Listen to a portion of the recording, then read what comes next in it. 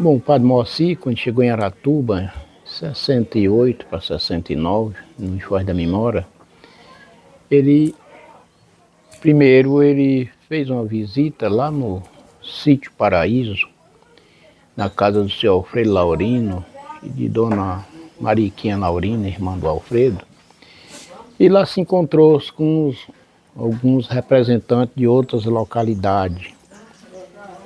Foi o seu Josa Alves, seu Chico Banda, seu Alfredo Laurino, Dona Mariquinha, que era na casa, e Dona Zeneide do Silva, Dona Maria Donizete, Dona Fransquinha Germano, e o senhor Cis Bernardo lá dos Fernandes, e a Dona Irismar, a mãe dessa Luísa, que saiu daqui, também era de outro município, de Missão Velha, mas tinha vindo para Quixadá e veio para Aratuba e já começou a ser amiga do Padre Moacir. Ela, como professora, acompanhou o Padre Moacir até lá.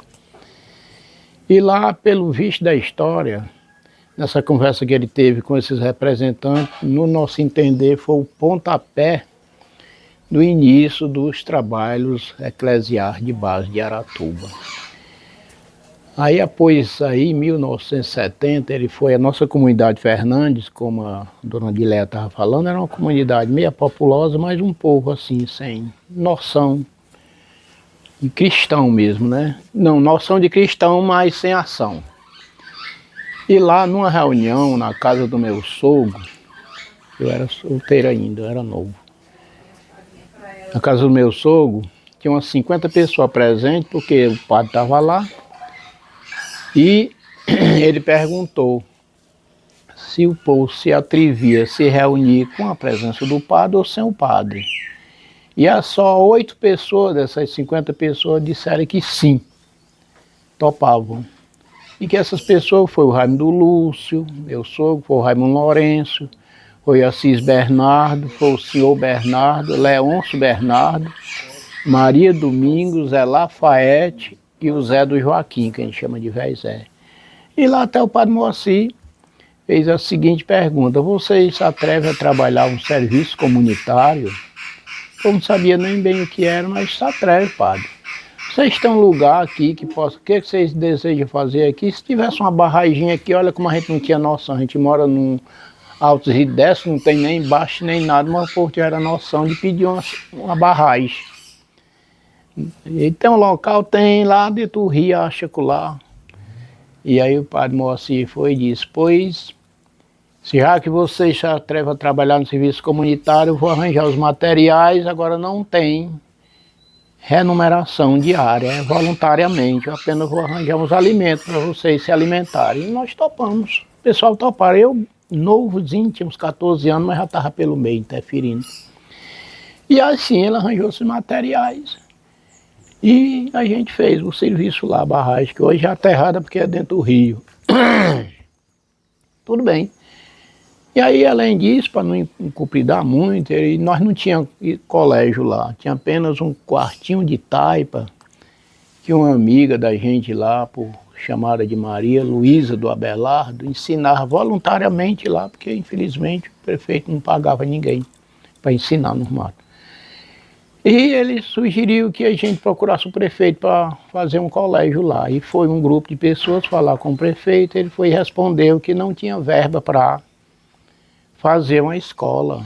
Mas se a comunidade ajudasse, ele dava o material, telha e madeira.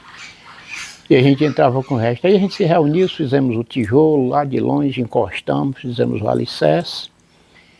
E o prefeito deu a mão de obra, deu o material encostando aqui na Canabrava, na região aqui de Dona Dileia aqui.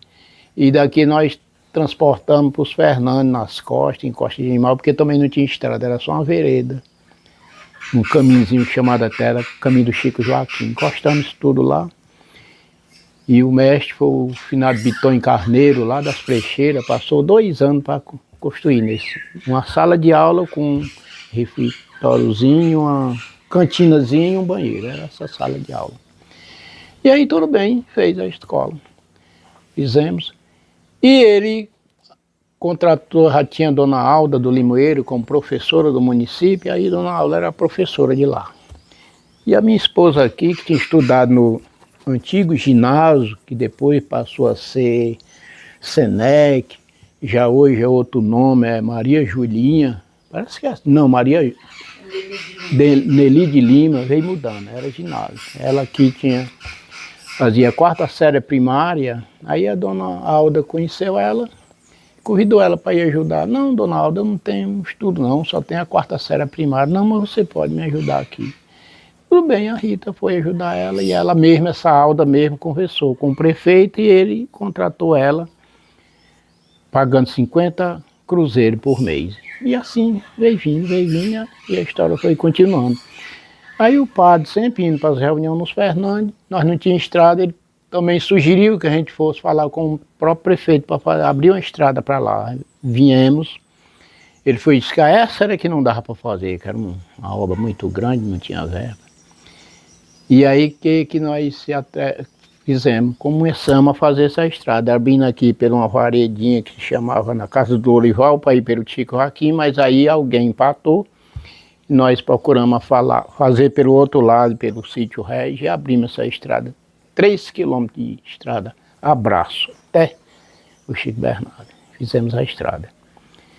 Isso tudo aí nas décadas de 72, 73, 75, e o Padre Moacir sempre nas reuniões com a gente, passando o dia todinho visitando de casa em casa e à tarde faziam uma celebração eucarística. E com isso foi cativando cada vez mais, a gente foi entrando e a gente foi dando o padre como luz, caminho e vida para a gente nos Fernandes. Isso a gente deve muito a esse padre. E daí por diante, aí em 76, foi eleito um prefeito que era considerado pelos poderosos de Aratuba como analfabeto. E ele tinha iniciativa de trabalhar, foi vendo os Fernandes, aí abriu uma estrada daqui da Canabrava até Via Fernandes, que hoje é CE 205, até a Balança. Tratorzão grande. Esse trator na época deu até um certo problema, mas dentro da gestão mesmo ele consertou o trator, abriu a estrada até a Balança. Isso foi uma admiração muito grande, porque com recurso próprio, como chama, a verba do município, porque nessa época se tinha emenda parlamentar, mas ninguém via nem falar. Mas esse prefeito abriu essa estrada. E daí por diante, foi umas grandes lutas da gente. O Padre Moacir também, muito amigo do... Aí terminou o mandato do bicho, do Ivan, e aí o João Leite, irmão dele aí, foi candidato a prefeito e foi eleito. Todos nós votamos nele. O Padre Moacir sempre encostando, ajudando o João Leite. E o João Leite foi um dos melhores prefeitos do maciço de Baturité, que ganhou até um prêmio como melhor prefeito, e ele transformou esse prêmio que ele ganhou num posto de saúde lá na comunidade. Ainda hoje, para nossa graça, o prefeito atual, agora em 94, fechou esse posto. Deu esse presente a nós, fechou esse posto. E o Padre Moacir, com muita luta, trabalhando, também na época do Gonzaga Mota, conseguiu 6 quilômetros de eletrificação rural e destinou para os Fernandes. Nessa época eu era muito encostado da casa paroquial, tinha TT Colar lá, que era a secretária da paróquia, e precisava de uma pessoa do lugar para formar o projeto. E a TT era bem na escrita, e fomos a Fortaleza, passei 4 dias nessa época, mas a TT Colar lá. Eu não sabia ler nem escrever, mas sabia falar, dando o nome, sobrenome e apelido dos moradores dos Fernandes. E elaboramos esse projeto e graças a Deus nós temos energia.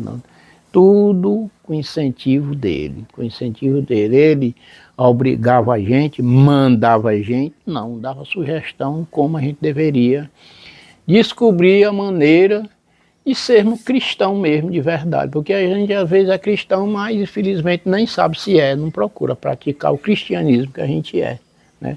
Então, Esse padre, ele ajudou muita gente também no governo do Tasso Gereissati, para você ver como é a história. Eu digo isso porque conheço de perto. O governador foi à casa do bispo, no tempo do Dom Aloysio, pedir uns conselhos, o arcebispo, como ele ajudar ele, que ele ia ser candidato a governador e queria umas orientações do bispo. E o bispo foi e disse, bom, tem uma paróquia aqui no município do Ceará, Aratuba, e lá tem o padre Moacir. E todos os meses tem reunião das comunidades eclesiais de base, e se você quer trabalhar ouvindo o povo, você vai para lá que você recebe boas orientações. Eu estava nessa reunião, nessa assembleia em Aratuba, e o Tasso chegou lá em Aratuba. E lá deu o recado do padre Moacir, que estava lá enviado por Dom Aloysio, para ir conversar com a gente para ver que sugestão a gente tinha, como era que a gente queria, um governo. E aí, o pessoal falaram, me lembro que até nesse período, nesse dia, um José Alves, desse que eu falei aqui agora, ele era uma pessoa muito conversador, foi isso. Depois de muita conversa do doutor, doutor, o senhor já sofreu alguma vez na sua vida com o Tasso Gereissati? E eu achei o Tasso muito coerente nessa resposta. Foi disso, senhor, eu nunca sofri na minha vida o melésio de 1 milímetro. Eu nasci num berço de ouro. Nunca passei por nenhuma dificuldade na minha vida. Mas sei que a maioria do povo cearense são muito sofridos, são muito sofredores. E é para isso que eu estou candidato a governo, e é para isso que eu estou precisando do voto do povo, para eu ser eleito e trabalhar para o bem desse povo. Se para mim, se há um político que falou a verdade, foi ele. Porque se ele fosse um demagogo, ele tinha sofri muito, passei muita fome, mas ele não foi dessa. Ele foi dizer a vida dele, o que ele era, por que queria ser um candidato. E para terminar a minha história, ele mesmo, nesse governo dele, esse padre Moacir arranjou um projeto tão grande com esse governador ali para Aratuba, chamado PAP, parece que era o Papa, o Projetão Aratuba. Isso foi o Projetão Aratuba. Ele conseguiu recurso, eu estava até presidente de uma associação, a primeira associação que foi formada em Aratuba, através do padre Moacir ali, que foi ele o articulador para formar a associação. Nós construímos na época 14 bodegas comunitárias nas comunidades, 14 mini postos agrícolas, foi comprado um caminhão-cargo para transportar o material de hortaliças da Aratuba para a Ceasa, para vender do próprio trabalhador, ele mesmo ia vender lá na Ceasa. Então, foi muitos recursos, e foi muita liberdade, foi muita sabedoria. Eu, até para finalizar a minha história, durante essa minha vida, o padre Moacir passou 32 anos em Aratuba. Eu vivia mais na casa paroquial, cadê a minha mulher saiu? De que está perto da minha mulher. Eu era uma chinela do padre Moacir, ele sabe disso, ele me deu mais carão, de que meu pai e minha mãe. Mas esses carão que ele me deu, para mim era como conselho de pai e mãe, porque pai e mãe nunca dá conselho ruim para o filho. E foi por isso que com esse aprendizado que ele passou para mim, eu aprendi a ser nojento, eu aprendi a ser amigo, aprendi a ser tudo na vida. Porque quem trabalha com o povo, minha gente, não só pode dar carinho, não. Tem que, às vezes, ter um pouco de dureza. Porque o povo, muitas vezes, de muita gente dá a mão, eles querem o pé. Se a gente não tiver cuidado, a gente é quem fica laçado. Eu, na minha comunidade, eu sou conhecido como um caba nojento e como um caba besta. Mas por que eu sou isso e aceito o povo dizer isso comigo? Porque quem não deveria ter recebido crítica, recebeu, né, que não tinha nenhum pecado, vocês sabem quem é, né? Imagine um ser humano como a gente, né? Então são muitas histórias, muito aprendizado que a gente aprendeu com esse padre. São muitas histórias. Eu tenho até um relatório feito, tem um na mão dela aí que eu fiz, baseado na luta dele. E se Deus quiser, nós estamos programando uma missa para dia de todos os santos ali na comunidade, vai ser apresentado nesse dia. Para modo o povo da minha comunidade ver comer as minhas besteiras e minha nojenteza, né? Então, era isso que eu tinha a falar.